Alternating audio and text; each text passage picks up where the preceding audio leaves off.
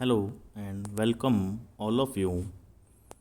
आप सभी लोगों का डिज़ाइन ऑफ स्टील स्ट्रक्चर के इस वीडियो लेक्चर में स्वागत है। मैं Amit Purohit, lecturer civil, government polytechnic college Jodhpur. आज इस वीडियो लेक्चर में बोल्टेड कनेक्शन, स्टील डिज़ाइन का जो बोल्टेड कनेक्शन चैप्टर है उसका टॉपिक जो है टर्मिनोलॉजी ऑफ बोल्टेड जॉइंट, उसके बारे में आपको यहाँ पर जानकारी दूंगा। ये BTER जोधपुर जो कि पॉलिटेक्निक सिस्टम के लिए जो बोर्ड है उसके सिलेबस का चैप्टर 2 है और इसके अंदर आज हम लोग point 2.2 definition and detailing of bolts के बारे में अध्ययन करेंगे। कंटेंट इस प्रेजेंटेशन में हम लोग क्या क्या कवर कर रहे हैं: डिटेलिंग ऑफ बोल्ट, फिर advantage and disadvantage of bolted connection, pattern of bolted joints, terminology of bolted joint, IS 800-2007 specification for bolts. Detailing of bolt में सबसे पहले ऑर्डिनरी बोल्ट या जो बियरिंग टाइप बोल्ट है, ब्लैक बोल्ट, उसका यहाँ पर फिगर डायग्राम गिवन है। लेफ़्ट में आप देख रहे हैं ये बोल्ट असेंबली है जिसमें बोल्ट का हेड है और बोल्ट लेंथ जो है वो वाशर लगे हुए हैं हेड के नीचे और नट के ऊपर। और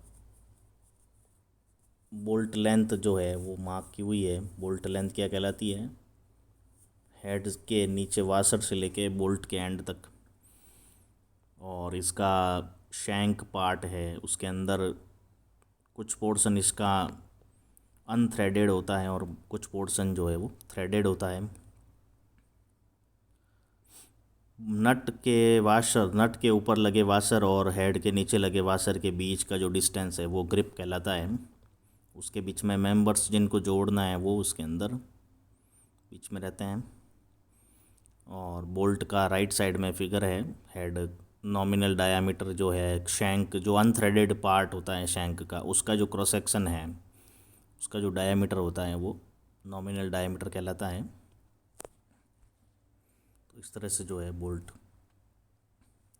उसके बाद में बोल्ट को जो है वो क्लासीफाई किया हुआ है स्ट्रेंथ के आधार पर। उसकी जो ग्रेड्स हैं बोल्ट के, उनको नंबर दिया हुआ है। प्रॉपर्टी क्लास 3.6, 4.6, 4.8, 5.6, इस तरह से जो है 12.9 तक उनको जो है क्लासीफाई किया हुआ है।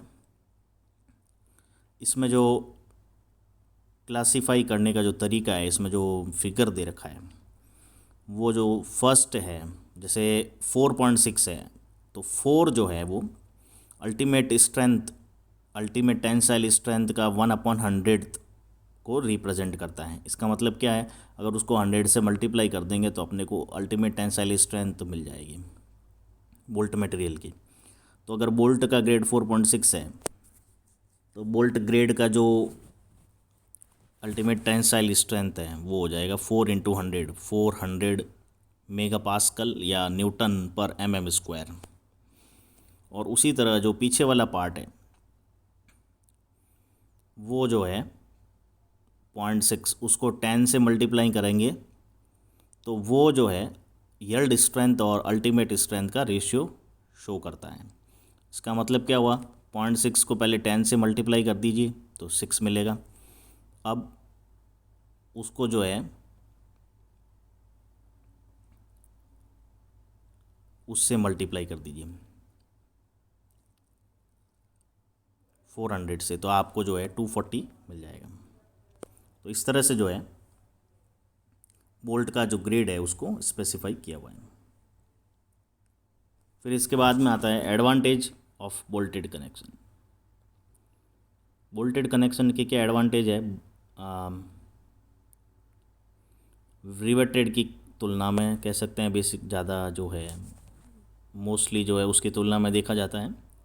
तो erection of structure can be speeded up, यानी कि स्ट्रक्चर का जो कंस्ट्रक्शन है, निर्माण जो है वो फास्ट होगा रिवेट की तुलना में, और less skilled persons are required, कम कम स्किल वाले जो लेबर है उनसे भी जो है बोल्ट जॉइंट बनाए जा सकते हैं। ओवरऑल कॉस्ट इज चीपर, अगर सारा ओवरऑल कॉस्ट निकले जाए कि रिवेट और वेल्ड में लगाने के लिए जो मशीनरी और सारा जो इक्विपमेंट्स चाहिए, तो बोल्ट में सस्ता पड़ता है। Making joint is noiseless, joint का जो बनाने की विधि है वो नॉइसलेस है। जॉइंट बनाने पे आवाज़, नॉइस पोल्यूशन नहीं होगा या बहुत कम होगा। रिवेट में बहुत ज़्यादा नॉइस पोल्यूशन होता है। Less labour needs less labour की आवश्यकता कम होती है।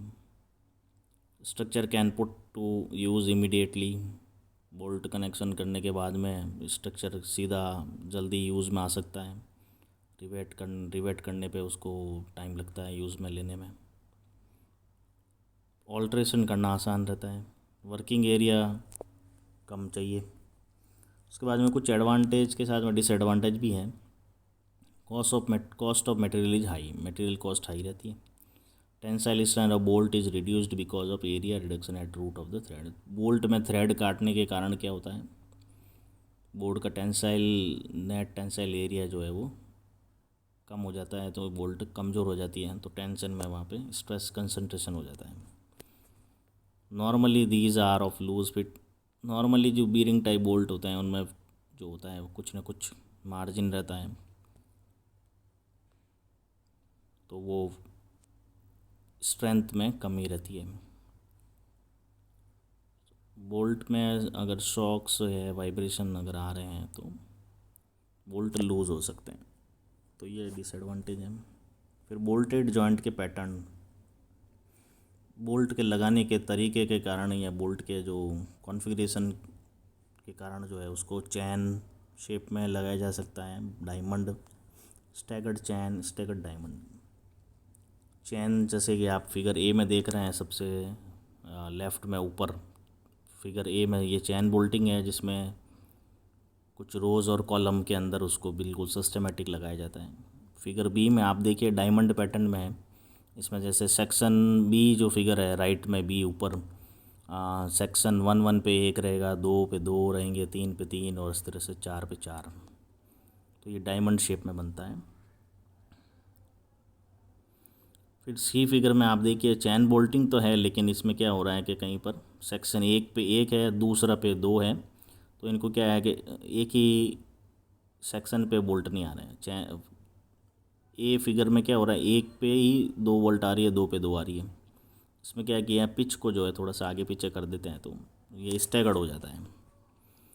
और उसी तरह इसमें भी अगर इस तरह से कर दिया जाए डायमंड में भी, तो इसको स्टैगर्ड डायमंड कहते हैं।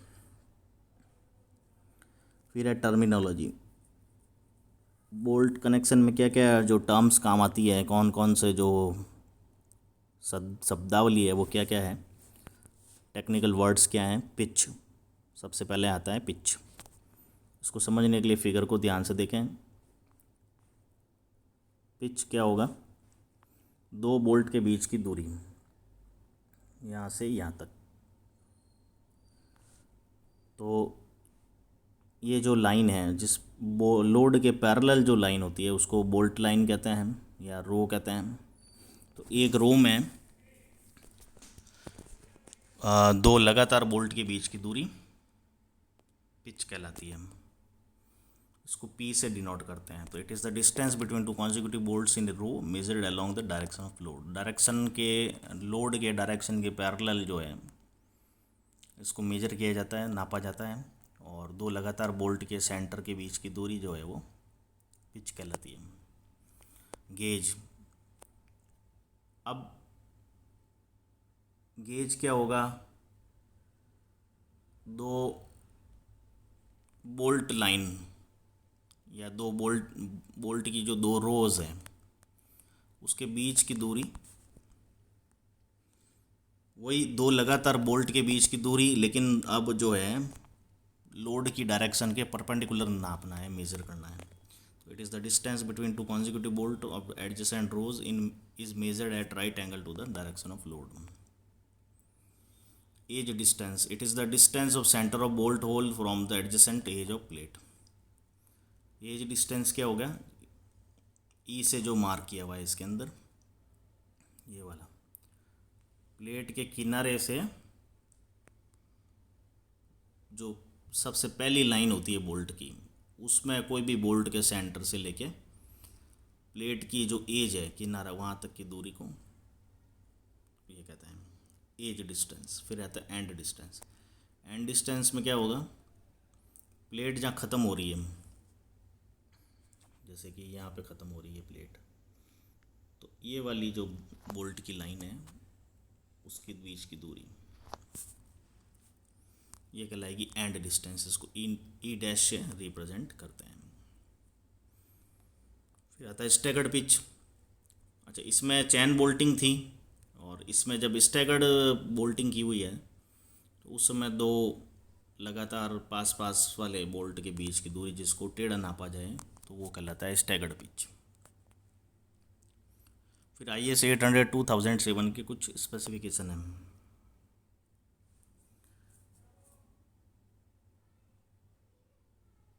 Pitch shall not be less than 2.5 D, where D is the nominal diameter of the bolt।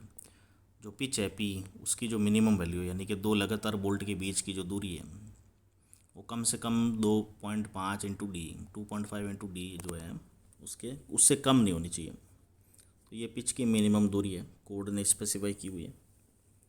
उसके बाद में पिच की मैक्सिमम दूरी, दो बोल्ट के बीच की जो दूरी है वो मैक्सिमम कितनी हो सकती है, 16 T minimum, 16 into t minimum या 200 mm, इनमें से भी जो कम है। टी मिनिमम का मतलब क्या है, अगर दो मेंबर हैं उनको ज्वाइन कर रहे हैं, दो प्लेटें हैं मान लो, तो उनकी जो थिकनेस है, अगर दो अलग अलग थिकनेस वाली प्लेट्स हैं तो उनमें भी जो कम थिकनेस वाली प्लेट है उसकी थिकनेस इंटू 16 करेंगे तो, या फिर 200 mm, इनमें से भी कम जो आ रही वैल्यू वो वाली उससे जो है ज़्यादा नहीं हो सकता है अगर टेंशन मेंबर है तो। और कंप्रेशन मेंबर है तो ये 16 टी की जगह हो जाएगा 12 t into 12 into t minimum या 200 mm। तो कंप्रेशन मेंबर के केस में मिनिमम पिच जो मैक्सिमम पिच है वो 12 टी या 200 mm। मिनिमम एज डिस्टेंस और एंड डिस्टेंस के लिए दे रखा है 1.7 into hole diameter. Bolt hole diameter कितना होगा, बोल्ट होल डायामीटर होता है बोल्ट के डाया से या तो 1 mm ज़्यादा या 2 mm ज़्यादा या 3 mm ज़्यादा, ये आगे वाली स्लाइड में देखेंगे हम। तो एज डिस्टेंस की जो मिनिमम वैल्यू है वो 1.7 इंटू बोल्ट होल डाया, जिसको DH से रिप्रेजेंट करते हैं। अगर ये हाथ से कटी हुई है, टेढ़ी मेढ़ी कटी हुई है एज तो, और अगर वो मशीन से कटी हुई है, मशीन फ्लेम से कटी हुई है तो 1.5 इंटू D0। और मैक्सिमम एज डिस्टेंस की वैल्यू क्या होगी, 12 टी इप्सिलॉन। इप्सिलॉन की वैल्यू क्या है, √250/Fy। T is the thickness of thinner outer plate. The diameter of a hole should be nominal diameter plus the clearance given below। जैसा कि अभी मैंने बताया था कि भाई बोल्ट होल डाया जो है वो कितना होगा, बोल्ट का डाया प्लस या तो 1 mm या 2 mm या 3 mm, वो डिपेंड करेगा बोल्ट का नॉमिनल डायामीटर कितना है। तो अगर बोल्ट का नॉमिनल डायामीटर जो है वो 12 से 14 है तो जो स्टैंडर्ड क्लियरेंस होगा वो mm में 1 mm होगा ज़्यादा। यानी अगर 12 mm की बोल्ट है तो बोल्ट होल होगा 13 mm, 12 + 1। उसी तरह अगर 16 से 24 तक है तो +2 mm करना है, यानी स्टैंडर्ड क्लियरेंस 2 mm रहेगा। अगर 16 mm की बोल्ट है तो उसके लिए बोल्ट होल डाया होगा 16 + 2 18 mm। उसी तरह अगर 24 से बड़ी है, 24 से बड़ी बोल्ट है तो +3 mm करेंगे। अब इसी चीज़ को जो है कोड में कैसे दे रखा है, टेबल 19 पेज नंबर 73 पे दे रखा है। ये इसी के लिए मैंने आपको यहाँ पे एक्सप्लेन करने के लिए कोड का जो है वो यहाँ पे फ़ोटो डाला है। तो टेबल 19 जो है वो उसमें ये क्लियरेंस दे रखी है स्टैंडर्ड बोल्ट साइज के लिए अपने पास में। ये जो कॉलम 3 है, कॉलम 3 ये काम आएगा। यहाँ पर बोल्ट होल डाया दे रखा है, नॉमिनल डायामीटर कॉलम 2 के अंदर। और आगे वाला जो है ये ओवर साइज बोल्ट वगैरह के लिए यूज़ में आता है। तो IS 800 का ये क्लॉज 10.2.1 है, टेबल 19 में ये दे रखा है, पेज नंबर 73 पे। तो ठीक है स्टूडेंट्स, आज के लिए जो है इस वीडियो लेक्चर में हम इतना ही कवर करेंगे। इसके नेक्स्ट पार्ट के लिए जो है आप नेक्स्ट वीडियो देखें और हमारा जो चैनल है उसको ये सब्सक्राइब करें, वीडियो को लाइक और शेयर करें।